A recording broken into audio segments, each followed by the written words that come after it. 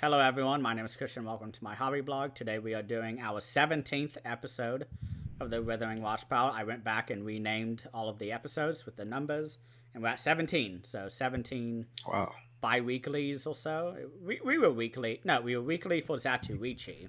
We were bi-weekly when we started because we were like, fuck that. There's no way we can do this. 6 movies every week. But today we have Cult Flicks Fix 24 coming back with us. Welcome back. Thanks, Christian, for having me. It's always an honor, and I look forward to digging into this cinema trash rewatcher. Fun movies, too. I don't know what to say, but Yeah, so for those it's who always don't, exciting. yeah, thank you. So for those who don't know, we are doing, and of course I scratched it out on the sheet, but it's a B movie horror and low budget. I do not know what metric you use for low budget, but you said it was like no budget, so I assume like it's safe in that regard. But most of Hmm. mine are B movie horror. One of them I think is low budget, but I don't really know budget numbers and whether it means low or high. I just know like those $500 million movies are high, and then there's people like Cardona was like $2, and I don't know how much the actual budget is, but um, yeah. Unless you want to start with your first movie, I don't Sure. have much else. Unless you want to go into kind of thought process on why you chose it or what something new. I think. Mm, I'm just gonna say I'm real intrigued by low budget horror because it's something that I don't know. It interests me because they're ambitious. You see the ambition in it, and sometimes I think like low budget horror is one of a kind because it's more creative at times, if I could say that. But Yeah. because there's a lot of stuff they really put their effort into with what they can use, and I always appreciate that for the low budget horror films or any low budget film that's made. But that's pretty much all I want to say. Is I'm pretty excited and interested in this topic as well because it's something I haven't dug deep into or watched a lot of, if I could put it like that. I know I say that a lot, but this is another one of those. So Yeah. yeah, I definitely agree on the creativity part because one of my movies is very creative, and they didn't really talk about the budget because it's financed by a governmental organization, but so they probably had a lot of money, but it's definitely a B movie. But I always love just seeing how they accomplish the visions, especially when it's directors like I think Stuart Gordon's a good choice because he always sort of had like low budgets that he had to kind of deal with, and he just had the most talented special effects people ever. And I think Brian Usner probably had more of a budget. I'm just kind of thinking about them because of the B horror type of stuff they do. And Society, I think, Screaming Mad George is like insanely good at special effects. The entire shunting scene stays in my mind forever. It will never fade. And I don't know how much money he had, but it's lovely. I love just saying how the budget is not much of a limitation for people, but also forces them to be creative. Because it's like, okay, how can we do this shot? Film it in reverse. That's a big thing Cronenberg did with like Shivers, for example. A lot of the scenes where the slug is coming out of the mouth, and on the commentary track, he's like, "Yeah, we just filmed that in reverse. That was the only way we could do it." But I don't want to go too deep into yeah. everything, but it's fun seeing just what they can do. Yeah, those are the probably the geniuses of B movie right there that you mentioned. Stuart Gordon, Usna, uh, Cronenberg, all them guys are like the masters of doing that. So Yeah. So, what's your first movie? Your let's worst get one? into the. This is the worst one. I don't, but I still enjoyed it. There's nothing, I didn't hate any film, but I don't think one of them hit my top rating. They're just like there, but Mm-hmm. still fun. So I'm not gonna shit on any movie pretty much. But I'm we're gonna only get shitting into. on one. Okay. thought I was, but it didn't happen. But I'm gonna go in 1991's Wicked World. Oh shit! I almost watched that I almost watched it. because that's It's a no from budget. AGFA. Yeah, this is pretty low budget. It's a AGFA edition, partner label, Vinegar Syndrome. It's directed by Barry J. Gillis, and he did House of Many Sorrows from 2020. I haven't seen that film, but he this is such a strange film. It's one of the weirdest ones I watched, and it's about a pretty much a crooked detective. His wife's murdered by a serial killer, Hmm. so he the film pretty much goes through flashbacks, like it's showing the past happening while they're talking about it. It's real bizarre, but anyways, he's a detective. He's a pretty much scum detective. He's bad. He's one of those that's just pretty much a piece of shit. But he he's living in the past. He still can't get over his wife.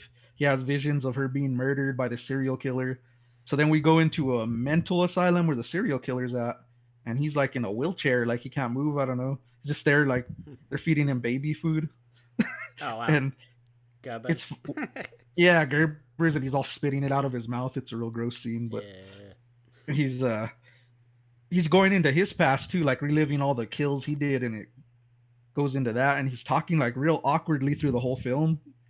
It's like real bizarre. He's just giving his aspect of why he hates society and why he's doing this, and the world's to shit. Pretty much is what he's saying, and we live off violence, and that's what his point is for doing stuff. I don't know, but he he goes. But anyways, it starts off real good. You have like an '80s party with music and how can I say it, sleazy scenes. There's teens making out, of course, you get that in all these films. But it starts off with this guy, just like this kind of nerdy guy. He's sitting on a couch watching his sister make out with her boyfriend, and he's watching, and he's like getting turned on by it. I don't know, and that's his Ew. sister. So I'm like, what the? Hey, maybe it's But her it, boyfriend. maybe yeah, you never know. But anyways, he just flips out and he like breaks out with a gun and starts killing everyone in the party. And he's like telling the sister's boyfriend, "Are you fucking my sister? Are you fucking her?" And he starts flipping out, dude. And he's well, of course, he's with her on the couch. You're watching, but as this is happening, the serial killer's in the sliding door window looking, Oh, I thought and he he's just was the like, serial killer. "No, this is just like the brother. I Two don't know. killers, It's all right. random." Yeah. And he has a gas mask on the killer, and he's just like watching, and then he goes in and starts to ambush everyone afterwards. It's like it's awkward, but He should have just it's real waited. strange. He would have gone away with it too if he let that serial killer. Yeah, 5 more minutes. could have just let him handle it, but couldn't wait, I guess. But yeah, this has like good sleeves in it, some pretty good kills. I was impressed with. I have written here this film makes no sense at all, and that's true because I couldn't understand nothing about this film. It's just goes everywhere, and it's funny because when they're talking, it's not even them talking; like they're facing, moving their mouth, and it's just going with voices, and it's just Just weird, dubbing. just dubbing, and it's like, oh, it's real strange. But yeah, I kind of enjoyed this. It's not, I wouldn't say like a favorite film, but it wasn't bad.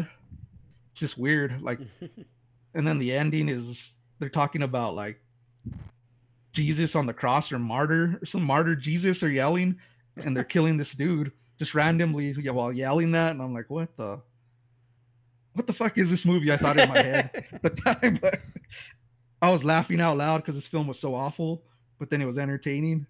So I was like, and it's even the channel you watch, Red Letter Media, I guess Yeah. spoke on this film, and it appeared on their best of the worst list, and that's brought even on the IMDb. When you look it up, it's written there. Oh Red yeah. Letter Media put this on their best or worst video or whatever. But yeah, this is real strange. It's not going to be for everyone because it's so odd. Like I could watch this film I don't know how many times in a row and I still wouldn't get it. It's just so weird.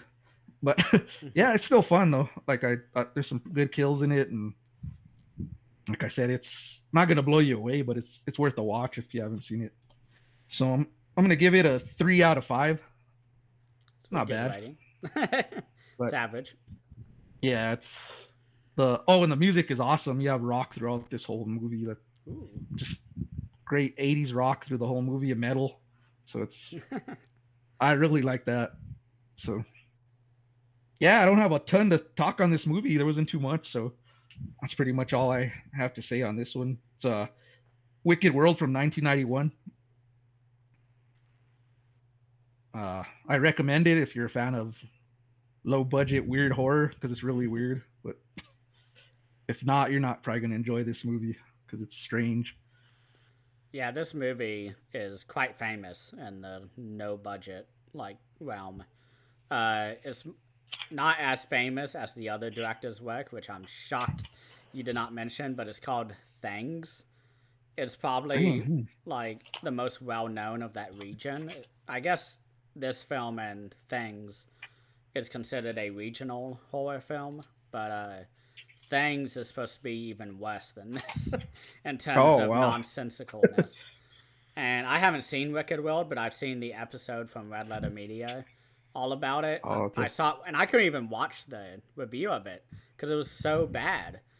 Like watching the movie, what they were showing, and they were showing like the funny bits and like the so weird it's funny, like, and my Yeah, I was brain was laughing just out like loud. I was scrambling. laughing. My brains turned into like scrambled eggs or something. Like I couldn't watch the episode. I was like, I'm just gonna wait and watch it myself. And this used to be like a standard edition for like many years, and they finally brought it back. And I don't know if there's Oh any like wow. new features or it's a new remaster, although it's like filmed on VHS. It's not much of a Yeah. remaster that can happen, but this movie is very well known. Yeah. And I'd never heard of it, but what you're saying, I could see that because it's really odd. Like I don't, and I could see that in the VHS store back in the day, Oh just like yeah, with that cult following or in whatever. Pennsylvania is I think that's where it was made, like in the Mm. backwoods of Pennsylvania. Oh wow. So Yeah, it's odd, man. One of the strangest films I've seen in a while, but I don't know why. I just had like a it had a charm to it.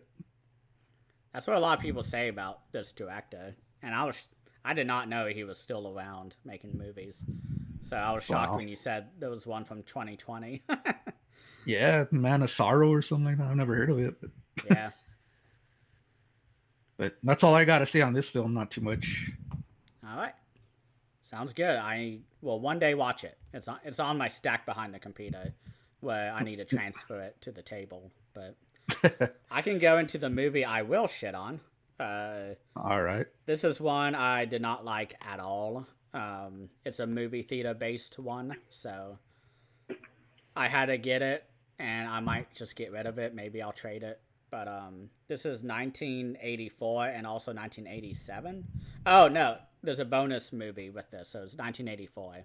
So Iron Maiden's Bestia with I think Power Slave came out that year. One of the awesome albums came out that year. Yeah. That's why it popped out. But this is directed by Rick Sloan, who also did a different movie, Hobgoblins. That's why it's so shitty. I made the connect. I did Oh not know no. that. I just said it on here on the back. Okay, that solves a big mystery of mine because I hated this movie. This is Blood Theater. Oh wow. I've heard of that one. I hated this one.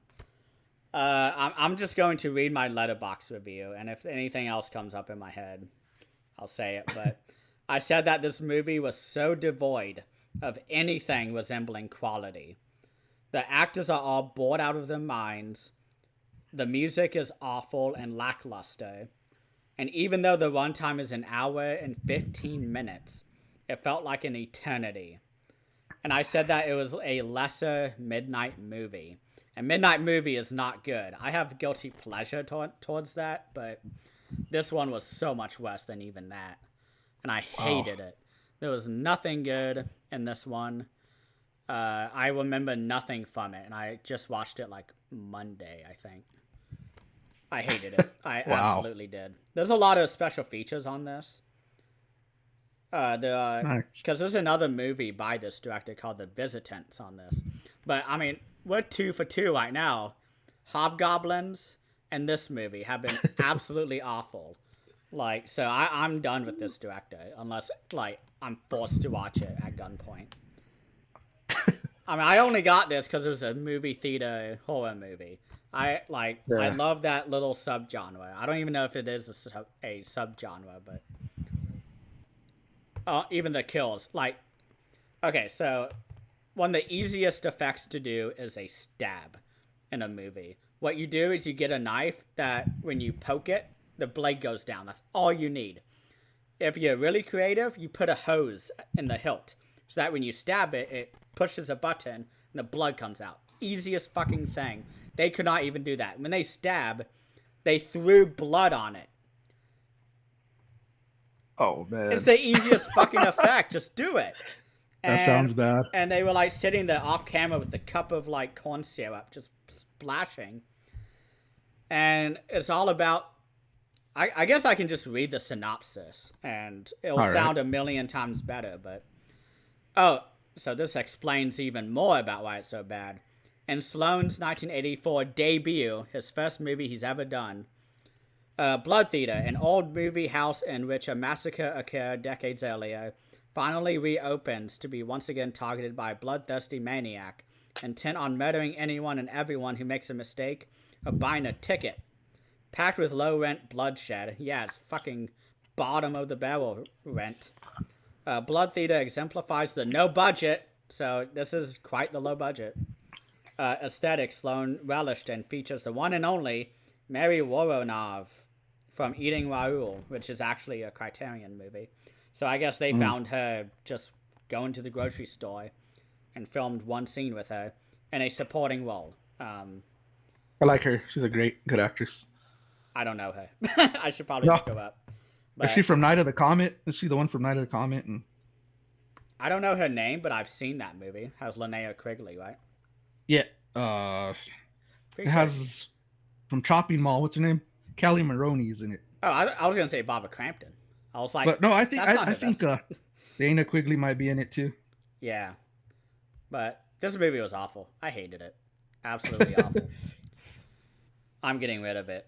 But one thing I noticed before we started is that all three of my movies are in alphabetical order, with the first letter being B. So I'm on BL now. After, well, I guess BLOO was my last one. This next one is BL. And I can't say the rest because you'll know it. But this one was just awful. Don't watch it. Nobody watch this. Get rid of Hobgoblins. Get rid of this. I got Hobgoblins, but I don't have that one. Yeah, she's on Night of the Comet and Chopping Mall. Ooh. She's a small role in that. But Chopping Mall is awesome. Yeah. Yeah, and I love movie theater settings in a horror film, so I'm surprised I didn't get suckered into buying it. It's a very early release by them. It does have subtitles, though. It's not that early that they couldn't pay for subtitles, but... Okay. It says it's barely been seen since the brief theatrical runs. They say this is homegrown pieces of jaw-dropping mutant cinema. This is what Vinegar Syndrome does. They overhype movies. They're really whoever writes the descriptions are really fucking good writers because they make any movie sound good. Even The Birds 2, which just got announced, the most universally hated movie of all time. I ordered it. I have to get it as part of my subscription. Yeah. But I'm not looking forward to that. Maybe it'll be better than I think. I don't know, but yeah. Even they made it sound cool. I'm interested. It looks like a TV movie, like the TV made movie. I think it is. Not sure. Yeah. There's a special feature on there. It's a whole new documentary called "Why You Don't Remake a Hitchcock Film" or something like that. And they interview the director and everybody. And I'm like, I want to watch that. I'd rather watch that than even the movie. But I have to watch the movie because of the channel. But we'll see. Yeah. I'll watch it too. See how it goes. Shit. It might be heresy for me to say I'm sure it's better than Death Wish 2. I love Death Wish 2, but I know. To be fair, it's only the behind-the-scenes stuff. I don't like the director's cut at all. That's the one I like. Oh, I don't like. I have the theatrical cut that was edited and took out all the rape stuff. I like that one more, although I don't like it in general, just because I'm not a big fan. Third one is still my favorite. I love that one. Mm. That one is so goofy and just It's hilarious. a canon film, not canon film, Yeah, I love so canon. So. it has that cheesy action to it. Oh yeah. So, Yeah, do you want to go next? Oh sure. yeah, and I gave it 1 out of 5 on Letterboxd. Well, actually, I Oh think I yeah. gave it 2. I don't know. Either way, it's bottom. Ouch. Bad. I never give ones, and I gave it to that. Glad So glad I didn't pick it up. don't get the Let's see. slipcover if they come out with one. Don't even buy it then. Okay. I'll put that on my hit list there. Avoid list, whatever you want to call it. Okay, so my second film is another low budget SOV horror film. Ooh, It's from Saturn's Core partner label. I can't wait to see if I know this. Savage Harvest. Yeah, I've been telling you to watch that forever. Fucking love that art right there. That's just great. Finally got to it. So I love this one. this one's a '94 shot and video horror film directed by Eric Stans. He produced the Pet Cemetery remake. Everyone hates that film. I refuse to even acknowledge. I saw that in theaters. I paid to see that. I hated it. Worst use of my money. I was a college student. I had no money too either at the time. He also did camera work for Stakeland, 2010, a vampire film that I love. That's a good one. Never even heard of it. You got to check it out. It's like an apocalyptic vampire film. Cameraman? Set in like the wastelands. It's pretty good. What's it called? It's Stakeland. Oh, Stakeland. There's a sequel too, but it's not as good as the first one. Jim Mickle? The cover has him like standing on like it has like a stick with skulls on it and stuff like that. I see it now. Thank you. Sorry. Yeah. Excuse me. But this film is right away starts off with a character named Jeff with a mullet and a sleeveless Budweiser shirt, so I was right away intrigued to this film. I knew you would. Yeah. So I was like, oh man, this is already gonna be a riot. Again, I talk about good music. This has good music in it. Some alternative and rock throughout it. It's about pretty much a native tribe awakens a bloodthirsty demon with a thirst for blood and flesh, and years later, six campers fall victim to this demon. They go like on a camping trip. They're camped out by a lake, I think, and this guy's pretty much telling them like the myth and legend of whatever is around this lake. But anyways, they get picked off by this demon, and as they're bitten, they get infected also and turn into a demon. But it pretty much leads to them, and then you got like two final girls that have to fight this demon and outwit it, and it's brought to life by these rocks in a well. They're like have rituals written on the rocks or something like that. But it's this one was pretty fun. It's a lot of fun. The practical effects were top, or what sold me on this film, because they have some good effects for this film. For a low budget film, I was like really impressed with it, because you have like a throat slash, you have the blood spray coming out, bites, and it's just a riot. This film, I like the setting. It's in the wilderness. That's another thing I really enjoy in horror films, when they're set in wilderness. I love to see. I mean, since Friday the 13th, The Burning, I just love camp setting horror films. So this one sold me instantly.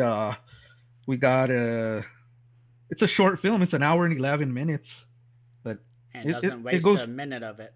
No, it goes really well. This is probably one of my other favorite, I'd say, horror films, SOV horror films, but I still think Sinister's a little better. That one's probably my favorite one. Oh, I haven't seen that. But, never mind. Yeah, that one's pretty good, but this one was right there with it. I mean, this is one of the better ones I've seen in a long time, and I just love even the demon looked pretty cool, like the demon killer in it. I liked how it looked. It was like a suit, but still looked pretty cool. So I'm gonna give it a 3.5 out of 5. And yeah, this one was a blast. I would revisit it. Recommend it. If you're a fan of SOV, this is one of the better ones out there. Easy. Oh, yeah. So yeah, that's gonna be my review. These are short notes. I did not get a lot of notes on these. So I didn't have much for the last one, so it's fine. this is 1994 Savage Harvest.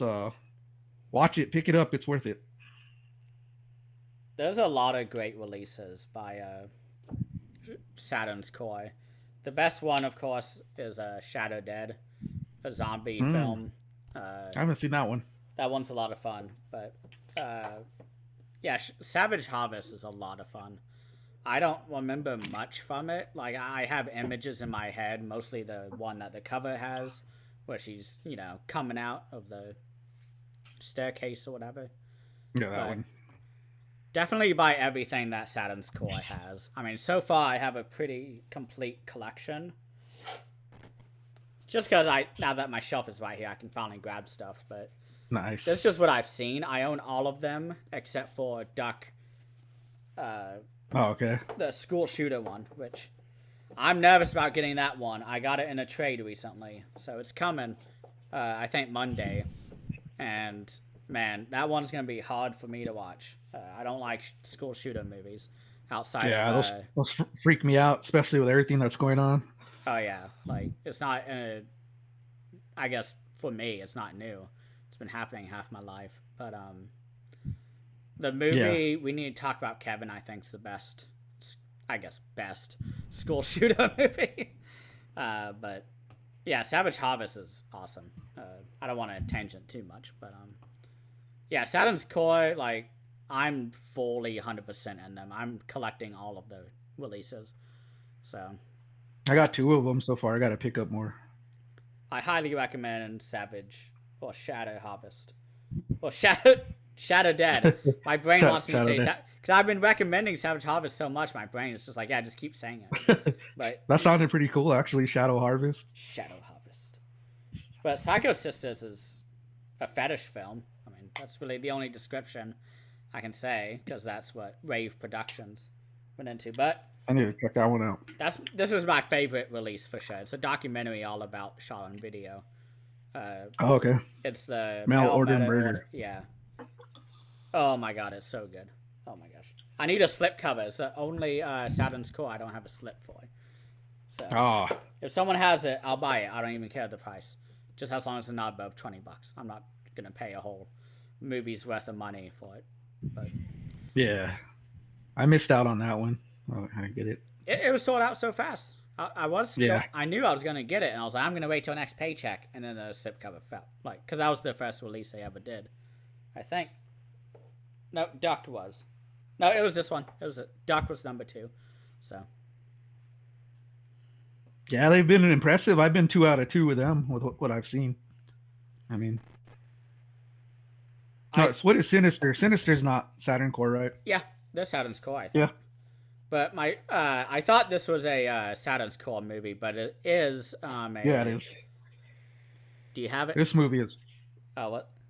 Fucking awesome. Dude. I have it on the table out there, so I'm gonna watch it. But this release is a shot on video release, was from TerraVision. Killing Spree. It's one of my favorite shot on video in general. I need to get that one. It's a new watch for me, so. But yeah.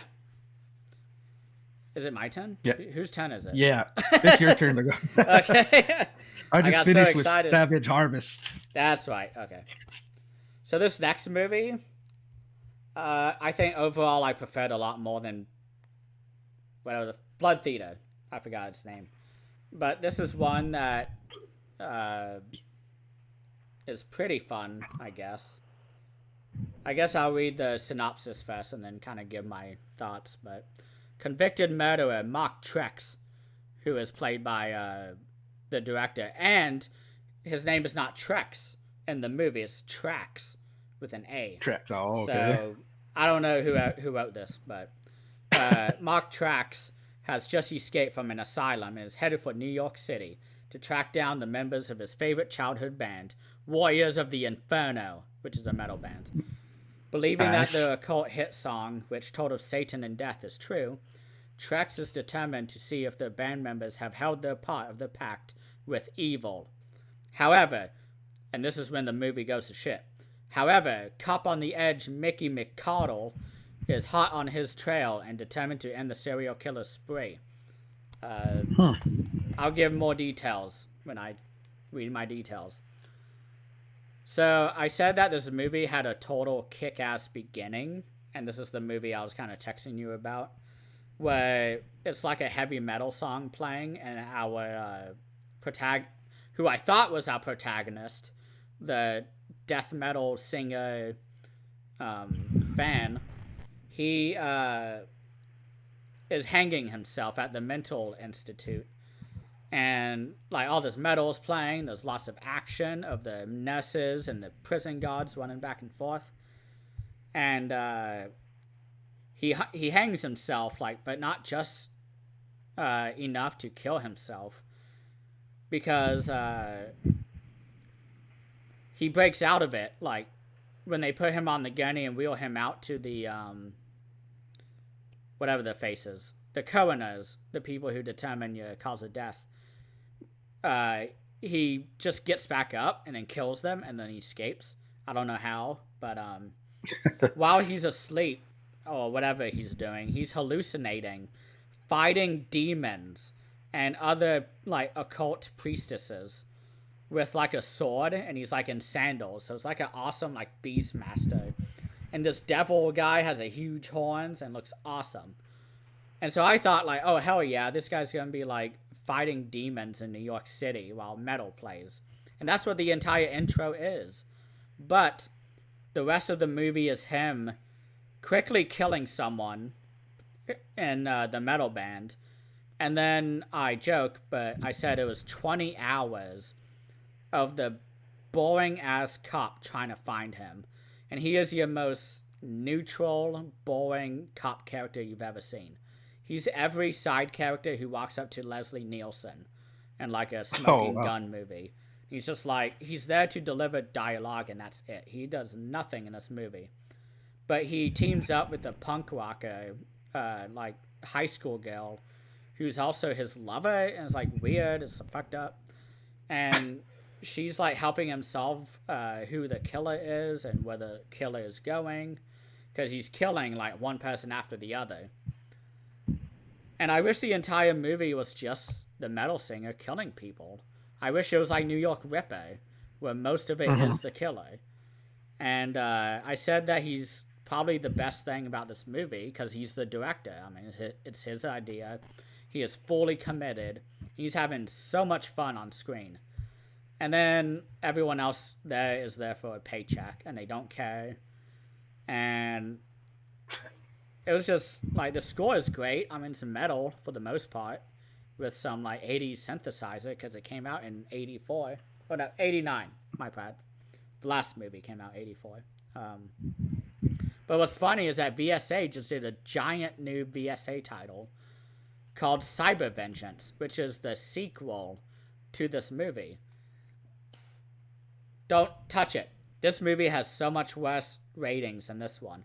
This one had like a 3.5 on Letterboxd. The other one has like a 1.5 too. And a lot of people felt the same as I did. Also, it has the most kick-ass cover. I don't know if I showed the cover. Okay. That is awesome. This is what the reversible looks like. But the Vinegar Syndrome commissioned one looks like that. Oh, okay. It's I've like seen that one. Yeah. I've seen that artwork. I don't have the movie, but I've seen that. You might be more accepting of it as I was, as I wanted the entire movie to be heavy metal guy fights demons while in New York City. And I didn't get that, so I was like disappointed. But I mean, it's cool. Oh yeah, there's the demon right there. Oh, my bad. There he is. Oh yeah. Well, I don't know if you can see him, but yeah, I could see it. Does he have like a sword? He's like swinging a sword. Yeah, or he's swinging a sword. And our guy. That's cool. And our main killer is this guy who's like all goth and emo and brooding the entire movie. They don't even show the cop on this cover. And he's the main character. He takes up much of the time on the movie. Yeah. And there he is on the, I guess, year left. Not the middle here, but the guy. There's the cop in the final scene of the movie. They do jousting on a motorcycle and a bike, which is supposed to be cool, but the last 80 minutes of this movie was awful. And it's an hour and 30, An hour and 3 minutes. Oh yeah, alphabetically is BLUE now instead of BLOO. So That's crazy. moving down What a the coincidence. alphabet. Yeah. Yeah, I mean it was What? fine. I mean I gave it I think a 2.5, 3. I mean on Letterboxd. So I mean it's not bad. It's just I was disappointed as fuck. So I wanted Hate that. heavy metal guys fighting demons in Yeah. New York City. So That's what happened to me on Wicked World. It started off with the music and the killing, and then it just goes into the cop's life. Like, like I'm stop like, following the cop. We don't give a shit about boring. the cop. Yeah. It's just him going through women and beating up people. I'm like, we've seen that. I see that on We've the seen news. that Come so many. on. Yeah, yeah. It's like get to the killing, the metal, the rock. Yeah. That's crazy. That's very similar to my reaction to Wicked World.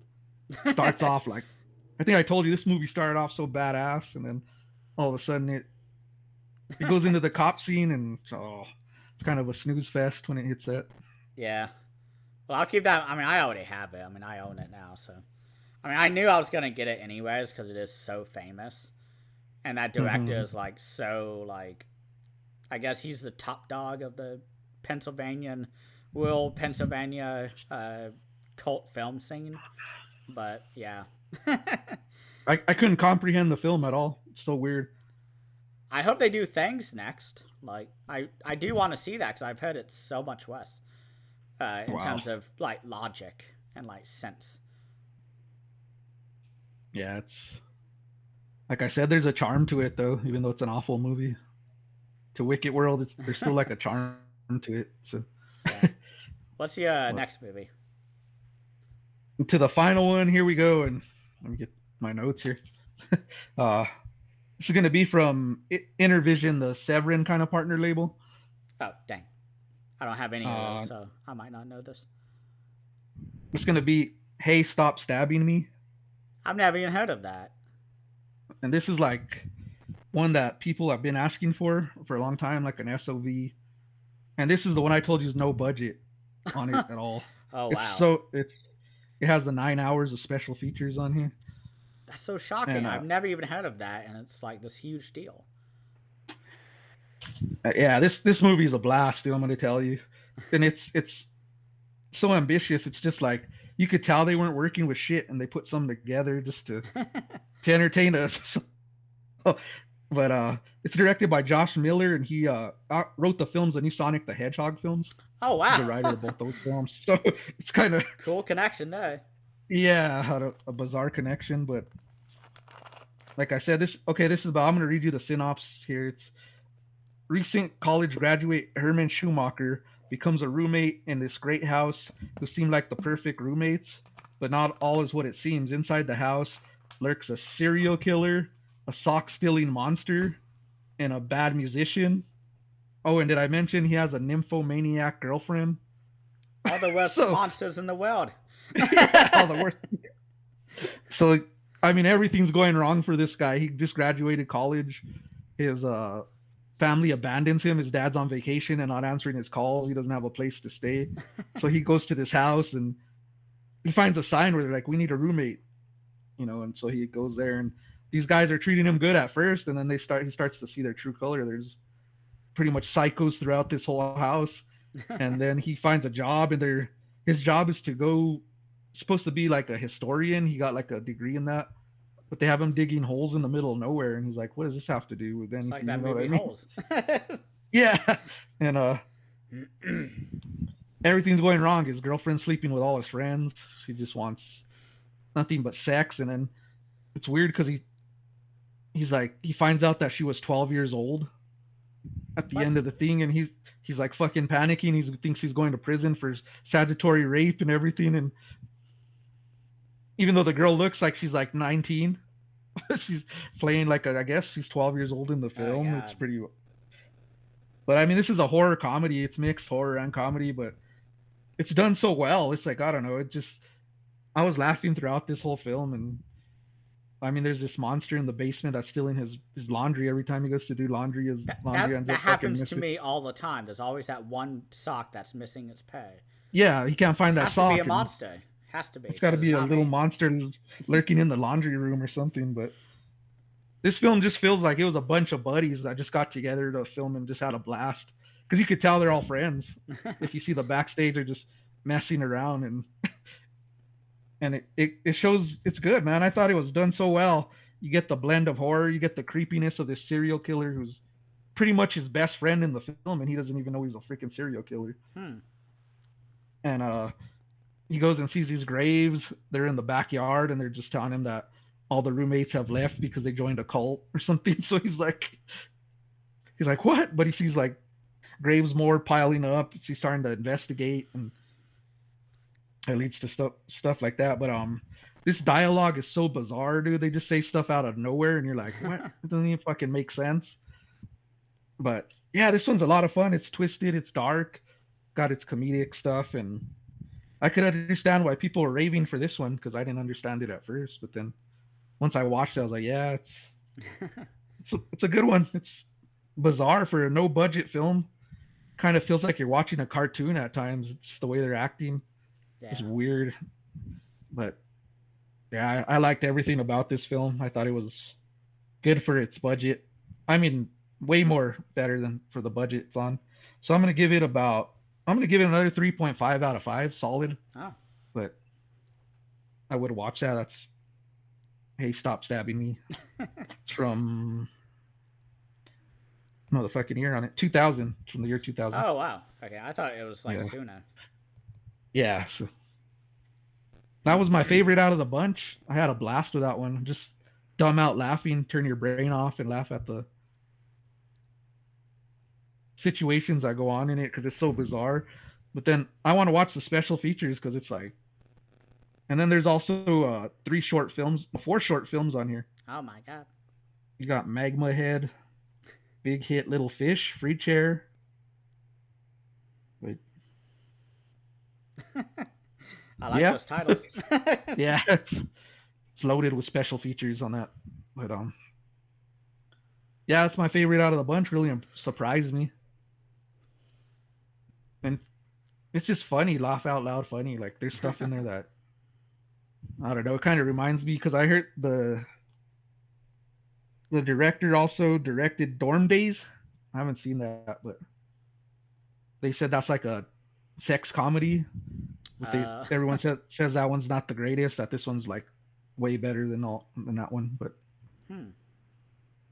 yeah, surprise. That's my surprise there. So that's all I got to say on that film. So I recommend it. Awesome. If you like horror mixed in your, I mean comedy mixed in your horror, you'll enjoy this one because it has some goofy moments, very goofy. It's like I say, ambitious. It's ambitious a lot for a no budget film, not even low. They say no budget. But yeah, that's all I got to say on that one. Okay, cool. So my next one is from 1993, which I didn't say this, but all of mine are also chronological. The first one's 84, then 87. Now we're in 1993. So Oh well, man, some weird shit going on. yeah. I did not sacrifice a goat or anything. I promise. Um, Look for the sacrificial symbols under your table. Just yeah, there's kidding. gonna be a pentagram under my. Pentagram and But this cut up movie, animal. yeah, this movie I think is perfect. This is probably my favorite movie I think I've done on the Withering Watchpile that I hadn't already seen before. This is a movie I was totally worried about when I first bought it because I watched another movie. Oh yeah, called The Corpse Grinders, which had a like awesome title, and I was totally disappointed by. I Oh thought well. this was gonna be another one, and this is the movie by Philip Brophy. This is Body Melt. Nice. I loved this movie. Oh my god. I was very worried about this, so I already had very low expectations. But oh my god, this movie was disgusting. this movie had just the most disgusting, nauseating effects I've ever seen. I said in my letterbox that review that I was just had a look of pure disgust on my face the entire movie.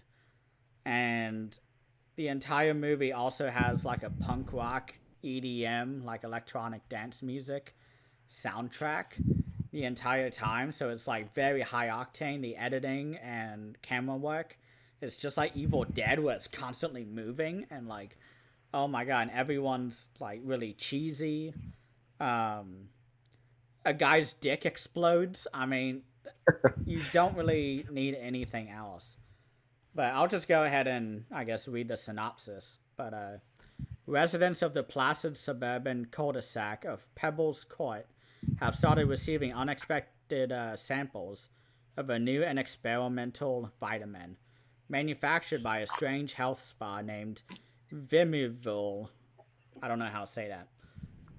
There's too many, like, consonants. But, however, shortly after adding the mysterious green powder to the diet, users began to experience strange and increasingly macabre visions.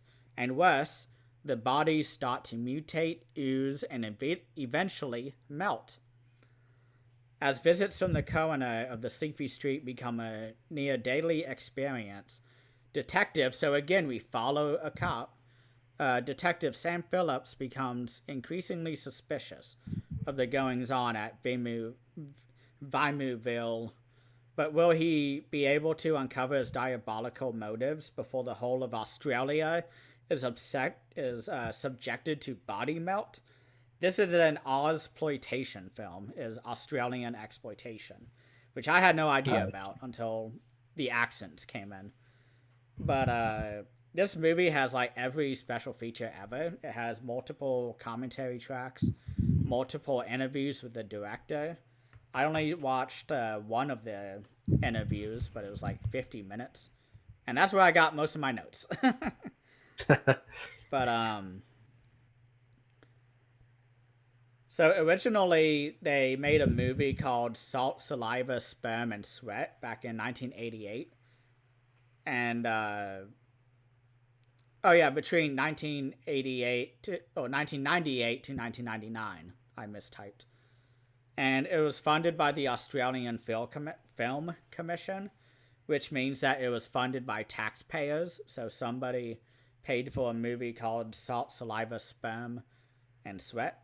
And when it released in theaters and later on late night TV, it became this giant fucking movie. And so they started writing a anthology film where, an anthology film for Body Melt. But the commission insisted that it's impossible to make a good Australian horror movie, although the directors and the producer knew that this was going to be a huge thing. And so they were like, okay, fuck it. We're just going to make a conventional horror movie then. And we're going to take the 4 stories that we had. 3 of them were in a suburban, locale. And then the last one was in the backcountry. And they decided to switch the 4 stories into 4 homes where all of the different scenes would take place. So that was somehow a very smart move. I really like that. And they gave up on pitching the movie because nobody wanted a horror movie, like ever, from Australia. And so what they did is that they gave up on it. And they were like, okay, we'll just make it however much money we have, with however much. And one day they were handed $48 million by some random investor guy who was like, hey, I need something to put my money into so I can get a tax break. And so he just funded and gave them $48 million. I guess he was a billionaire or something. But It was a very bizarre story they told. But they said they didn't mean to make a intellectual horror movie, but more of a movie deconstructing the horror genre. So I think that means intellectual to me, of the deconstructing the genre. but they said that the idea of this movie came from watching TV and watching those ads that were like, if you buy this for $19.99, you can get this now, but you must call in 48 hours or whatever. And he said that while he was watching those, he would just think to himself, man, these people should melt. And he described it as a metaphor of how he just wanted all those commercials and ads to be broken down piece by piece until it was just liquid. This guy was hilarious. He's like an older punk rocker you would find at like a concert, like a metal concert. Nice. He's one of those really cool guys. But he says that the movie is supposed to look like a really bad ad, and it did. It looked like you were watching television. And he said that was on purpose because, they were doing the whole, like, fuck TV. And it wasn't supposed to look like a movie. And he felt that when you make a movie, it's, a no-brainer for this movie especially to make storyboards. So they went and drew a picture for every frame of the movie or every shot. And he said especially for the gore effects that they wanted to do where the body melts. They were like, we gotta nail it down, like have everything completely framed, built, everything, so that we can really, make this disgusting, as he says. And he said that it was such a gore-fest makeup extravaganza that like people were disgusted on set because like everything looks like your body is melting and it's all green and really thick. It's like a pudding. Like, oh my god, the effects was so disgusting in this movie. But he said he read Fangoria articles to figure out how to do the gore effects because the Evil Dead had been made by this point and there's a lot of slime in that movie. There's lots of like horror movie articles all about makeup effects. So he read Fangoria in order to prepare for this movie. And then there's one scene where they're doing an autopsy of one of the melted bodies. And because it doesn't melt all the way, it's just like most of you melts, but it's like still a body when you see it. It's just very sludgy, like ugh, God, it's so disgusting. But there's a scene where they're looking at the disgusting body, and it took the makeup artist 8 weeks just to do that one small effect, and it's like pulsing and like throbbing, and it's so disgusting. Ugh. But there's also another scene, and this just completely blew me away with laughter. I could not stop laughing after seeing this story because they have video of this. There's a scene where they have to kill a deer because some reason, I think they were hunting, and apparently somebody new on set was asked to bring a kangaroo to them so that they can kill it or whatever, or pretend to shoot it. And apparently this guy showed up with a kangaroo, and this is Australia, so I'm sure somebody has taken ownership of a kangaroo at some point. Yeah. Trained it, maybe. That's the country for it.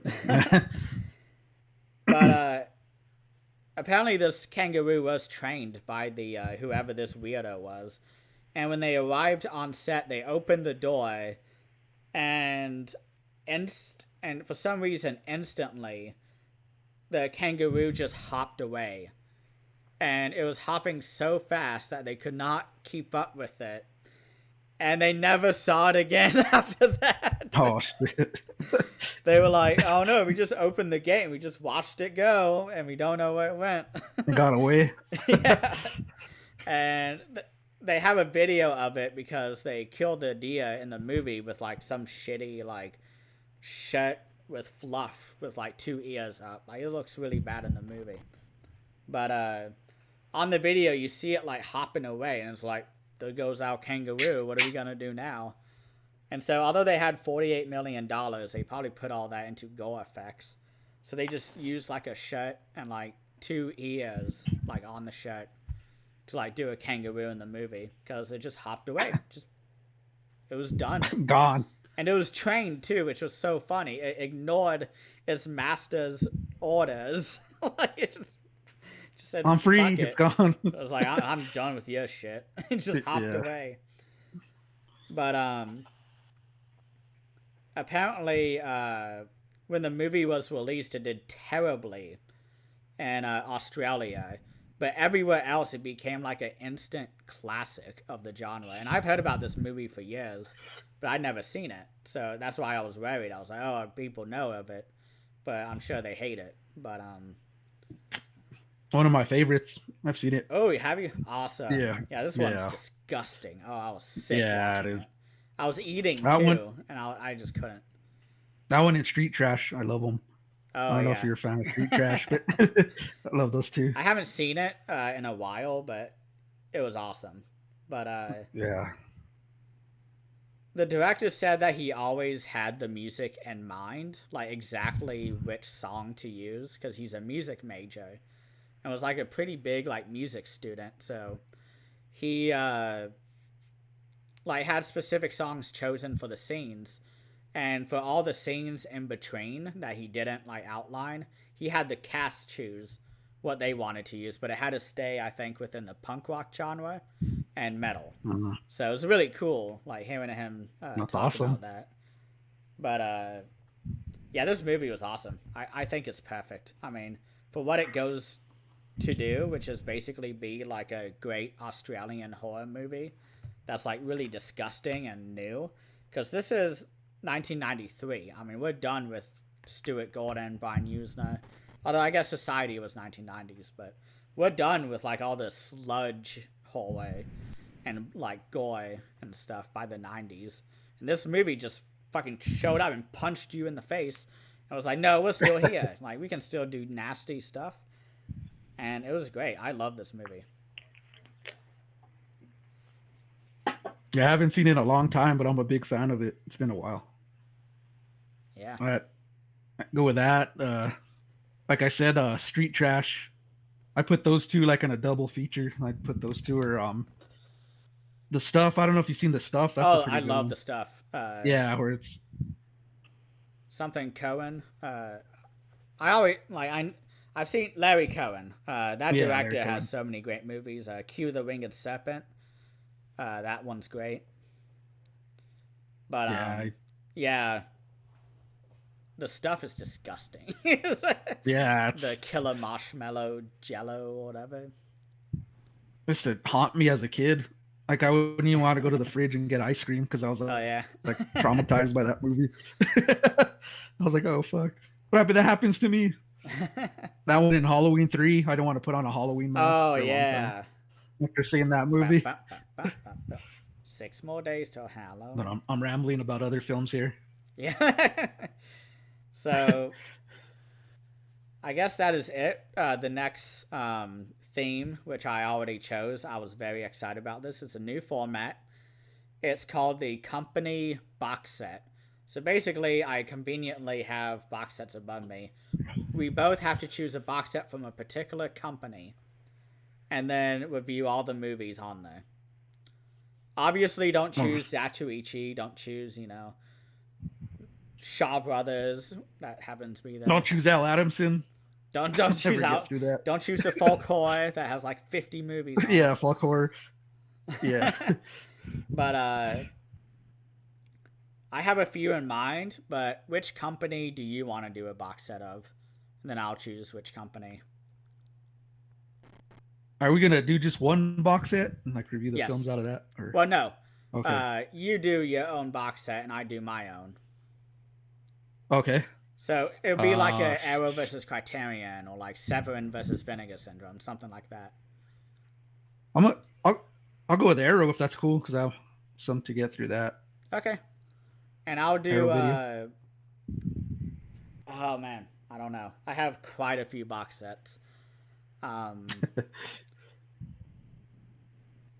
I think I'll go with Vinegar Syndrome because I have a good number of them that I haven't All reviewed right. yet. So we have to watch all the films out of the box set. Yep. All of them. Okay. So don't choose something big, obviously. Arrow has a lot of triple features, which is nice. Yeah. That, Yeah, I see some up there, so I should be good on that. All right, perfect. So if you missed that, it's company box set Arrow versus Vinegar Syndrome. Can't wait to see. Um, Thank you all so much for watching, and thank you, Cultflix, for joining me again today. It was a lot of fun. Thank you, Christian, for having me again. It's always an honor, and this is fun, man. I just love talking about these movies and just breaking them down, and also finding new movies that we haven't seen. It's always fun to Yeah. explore, find stuff. So, thanks again for having me, man. Appreciate it. Yep. No problem. Everyone have a great rest of the weekend. Thank you.